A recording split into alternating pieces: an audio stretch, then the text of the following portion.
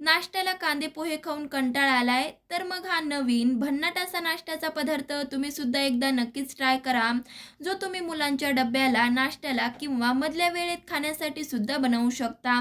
तर जास्त वेळ न वाया घालविता लगेचच आपण रेसिपीला सुरुवात करूयात. तर त्यासाठी काय करायचं, एक वाटी पोहे घ्यायचे.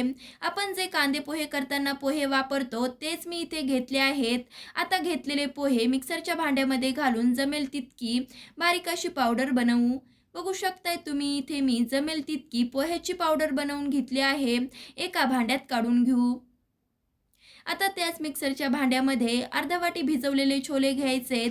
इथे मी हे छोले उकडवून वगैरे घेतले नाहीयेत, तसेच इथे वापरलेत. सोबतच आता ह्यामध्ये 1 चमचा अख्खे धने घालायचे. 1 इंच आल्याचा तुकडा देखील घालायचा. 1 चमचा जिरे देखील घालायचे. नंतर पाण्याचा अजिबातच वापर न करता जमेल तितकी बारीक अशी भरड बनवायची. छोले जर नीट असे भिजवलेले असतील ना, तर पाणी न घालता सुद्धा छानपैकी अशी भरड बनते. बघू शकतायत इथे मी जमेल तितकी छोल्याची भरड बनवून घेतली आहे. थोड्या वेळासाठी बाजूला ठेवायची. आता एका भांड्यात आधी जी बनवून घेतलेली पोह्याची पावडर होती ती काढायची. सोबतच बाकीचं देखील साहित्य घालायचंय. त्यात मध्यम आकाराचा चिरलेला कांदा घालायचा. तुम्हाला इथे तुमच्या आवडीच्या ज्या भाज्या घालायच्या असतील त्या भाज्या घालू शकता. त्याचसोबत यामध्ये मध्यम आकाराचा एक चिरलेला टोमॅटो देखील घालायचा आहे. 3 ते 4 हिरव्या मिरचीचे तुकडे. इथं तुम्ही हिरवी मिरचीचं प्रमाण तुम्ही तुमच्या आवडीनुसार कमी जास्त करू शकता. चवीपुरतं मीठ घालायचं. पाव चमचा हळद घालायची. आता एक काडी कढीपत्ता इथे मी बारीक चिरून घातला आहे, जेणेकरून त्याचा स्वाद ह्या पदार्थामध्ये छानपैकी असा उतरतो.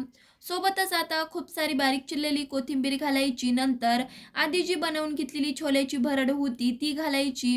तुम्ही इथे बघू शकतायत आपण छोले नीट असे भिजवले होते, त्यामुळे मस्तपैकी छोल्याची भरड बारीक झाली आहे. सोबतच थोडेसे छोल्याचे कण देखील राहिलेत. आता मिक्सरच्याच भांड्यामध्ये थोडंसं पाणी घालून ते विसळवून ह्या मिश्रणामध्ये घालायचं, जेणेकरून मिक्सरच्या भांड्याला थोडंफार वाटणाचं राहिलं असेल तर ते सुद्धा निघून जाईल. मिक्सरच्या भांड्यात आधी पाव वाटी पाणी घातलं, नंतर अजून पाव वाटी पाणी घालून असं मिळून एकूण अर्धा वाटी पाणी घालून घट्टसर असं पीठ मळून घेतलंय. पीठ भिजवून झाल्यावरती मुरवत वगैरे ठेवण्याची गरज नाही. लगेचच आता आपण टिक्की बनवायला सुरुवात करू. तर त्यासाठी काय करायचं, छोटासा गोळा घ्यायचा, हातावरती थोडासा एकसारखा करायचा. कारण की इथे आपण बाइंडिंग येण्यासाठी कोणतंही पीठ घातलं नाहीये, फक्त आणि फक्त पोहेच इथे वापरले आहेत. पोह्याला तितकंसं असं बाइंडिंग नसतं, त्यामुळे ज्यावेळेस आपण ह्याच्या टिक्क्या बनवू त्यावेळेस टिक्क्यांना चिरा जाऊ शकतात. तर असं होऊ नये म्हणून काय करायचं, थोडंसं हातावरती मिश्रण घ्यायचं, 2 ते 3 मिनटं मळून घ्यायचं. नंतर अशा पद्धतीने टिक्क्या तयार करायच्या. इथे तुम्ही टिक्क्याचा शेप तुम्ही तुमच्या आवडीनुसार वेगवेगळा देऊ शकता. आता काही टिक्क्या बनवून झाल्या आहेत. लगेचच आता आपण ह्या शालो फ्राय करू. इथे मी शालो फ्राय करण्यासाठी पॅनवरती 2 पळी तेल गरम केलंय. तेल हलकंसं असं गरम झाल्यावरती ज्या बनवून घेतलेल्या टिक्क्या आहेत त्या एक-एक करून पॅनवरती घालून घेऊ. इथे तुम्हाला जर टिक्क्या शालो फ्राय करायच्या नसतील तर डीप फ्राय देखील करू शकता. टिक्की घालून झाल्यावरती 2 ते 3 मिनिटं अजिबात चमचा लावायचा नाही. खालची साईड छानपैकी अशी भाजल्यावरतीच नंतरच चमच्याच्या साहाय्याने इथे आपल्याला टिक्की पलटवून घ्यायच्या आहेत. 2 ते 3 मिनिटानंतर खालची साईड छानपैकी अशी भाजली आहे.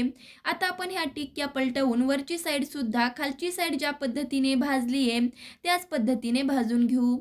2 ते 3 मिनिटं वरची साईडसुद्धा भाजली आहे. लगेचच आता आपण काढून घेऊ. बाकीच्या देखील अशाच पद्धतीने तयार करू. फक्त आणि फक्त पोहे आणि छोले वापरून पौष्टिक अशा टिक्क्या आज आपण केल्या आहेत. तुम्हाला ह्या टिक्क्या कशा वाटल्या ते तर कमेंट करून सांगा. त्याचबरोबर अजूनही चॅनलला सबस्क्राईब केलं नसेल तर नक्कीच सबस्क्राईब करा.